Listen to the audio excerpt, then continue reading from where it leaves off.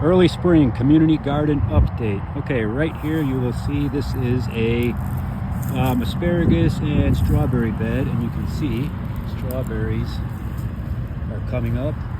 Asparagus hasn't quite come up yet. You see it's the old stalks from last year, but I believe asparagus comes up a bit later in the spring. I'll give you an update when that happens. Over here, this is feverfew, valerian root, and as you can see, it came back really well. Here's a bunch of garlic. They're all coming up.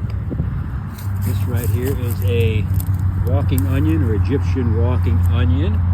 They're really big already, so I'm surprised by that, but it has been a very warm winter and pretty warm spring. Again, here's another garden bed. These are leeks that came back, and more hardneck garlic. Again, here's a Egyptian walking onion. And here's another garden bed with some leeks that came back from last year. There's a lot of work to be done. These beds here need to be prepped, as you can see, and I'll be doing that in a couple weeks. But so far, pretty good for early spring. If you like gardening and plant content, do me a favor and click that subscribe button. Thanks for watching, everyone.